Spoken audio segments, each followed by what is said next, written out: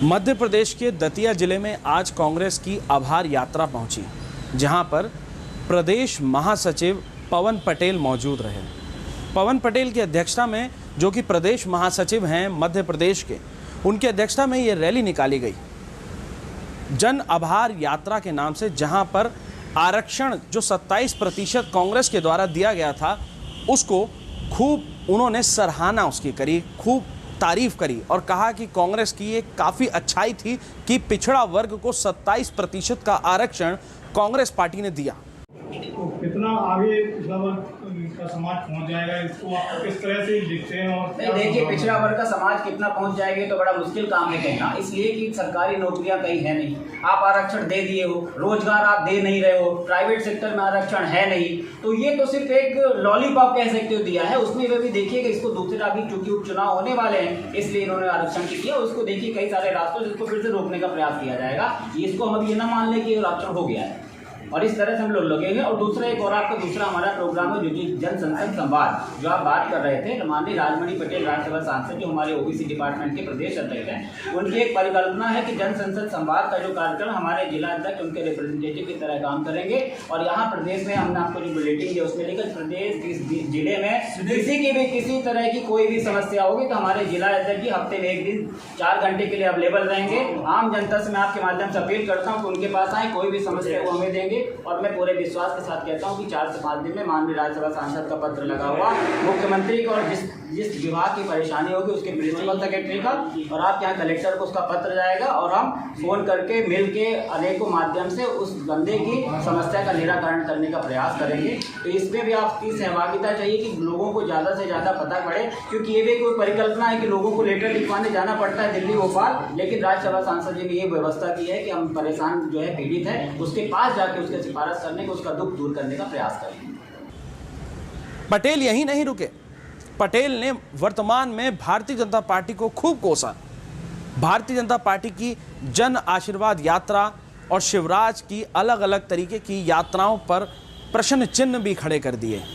यानी उत्तर प्रदेश से लेके मध्य प्रदेश तक इस समय भारतीय जनता पार्टी है। पूरे भारत में कई प्रदेशों में भारतीय जनता पार्टी है, लगातार सवाल करती नजर आ रही है। और मध्य प्रदेश के प्रदेश महासचिव पटेल ने भी साफ तौर पर मध्य प्रदेश के मुख्यमंत्री शिवराज सिंह चौहान के खिलाफ तीखी बातचीत कही और कहा कि शिवराज दर्शन यात्रा में सिर्फ दर्शन ही दर्शन होते हैं, काम कुछ नहीं होता।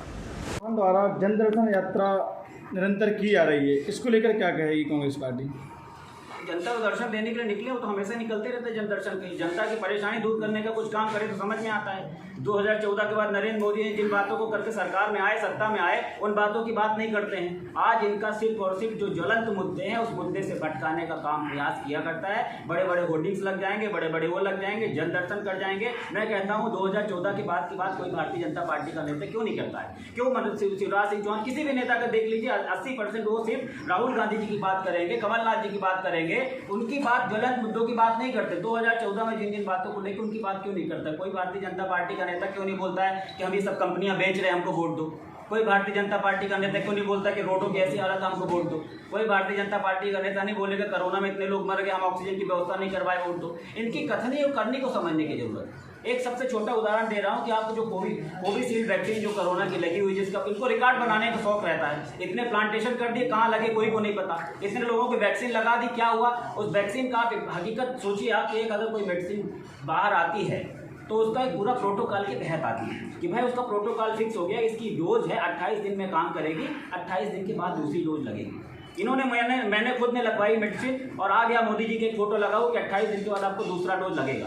और जब ये 28 दिन बाद दवाई उपलब्ध नहीं करा पाए तो इन्होंने उसका प्रोटोकॉल ही चेंज कर दिया, 32 दिन, 45 दिन और अब 83 दिन बाद। तो ये अपने आप में सोचने की जरूरत है। मैं सबसे निवेदन कर रहा हूँ आपसे कि आप इस बार सबको इतनी मदद करें, हेल्प करें, ताकि हमारा देश और संविधान बचा रहे। हमेशा विपक्ष होता था, लेकिन इस तरह का झूठा और फरेब वाली बात नहीं होती थी कि अगर हम जनता के हित के मुद्दे की बात। इस तरीके से कांग्रेस एक बार फिर मध्य प्रदेश में बीजेपी को अगले चुनाव में हराने की पूर्ण रूप से कोशिश कर रही है और कोशिश कर रही है कि एक बार फिर से मध्य प्रदेश में कांग्रेस की सरकार बने। जैसे कि सर कोरोना की तीसरी लहर सर पर है और इस प्रकार के आयोजन हो सकता है कि लहर को निमंत्रण दें, तो क्या रहेगा इस पर विशेष कांग्रेस का कहना है?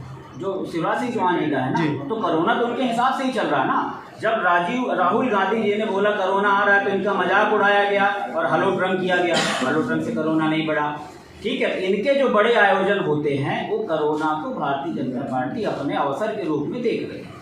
उसको जब उस हिसाब से चुनाव नहीं कराना होता तो कोरोना का ग्राफ बढ़ जाता है, और जब कोरोना का वो हो जाता है तो उसका ग्राफ घट जाता है। इसलिए सोचने वाली बात है, अपने आप में ये सोचना है कि भाई कोरोना अगर बढ़ रहा तो सबके लिए बढ़ना चाहिए। ये उस समय हलो ट्रम्प किया। सोचने वाली बात है कि जब कोरोना बाहर से आया, 9 इंटरनेशनल एयरपोर्ट है, सभी 9 इंटरनेशनल एयरपोर्ट को अगर लॉक कर देते तो कोरोना रुक जाता। इन्होंने नहीं माने, ये सबको ही लॉकडाउन कर दिया, जबकि लॉकडाउन के पहले टाइम देते, गरीब आदमी बेचारा अपने घर चला था। लेकिन इनकी इतनी नीतियाँ खराब है, उसमें बात करेंगे तो समय की कोई कमी नहीं रह जाएगी। इसलिए सोचने वाली बात है, कितने गरीब मजदूर हमारे लॉकडाउन के समय बेचारे मर गए, उनका क्या कसूर था? आप रोजगार यहाँ उपलब्ध नहीं करा पाए, किसी तरह गए वहाँ, उनको लॉकडाउन में बंद कर दिया।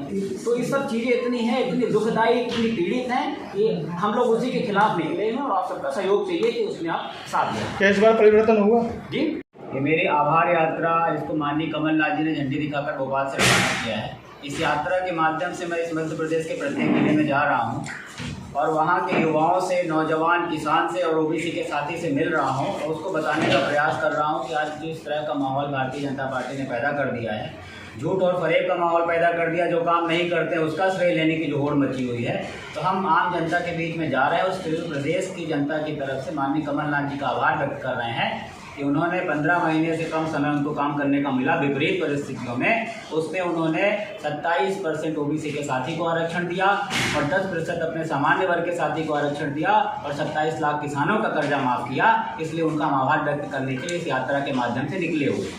और दूसरा, आज ज़रूरत इस बात की, आज जो महसूस कर रहा हूँ, भारतीय जनता पार्टी कहती है कि कांग्रेस पार्टी ओबीसी की हितैषी नहीं है, कांग्रेस आरक्षण देने में भारतीय जनता पार्टी का योगदान है। तो मैं बताना चाहता हूँ, इतिहास गवाह है कि 14% आरक्षण ओबीसी को कांग्रेस पार्टी ने दिया।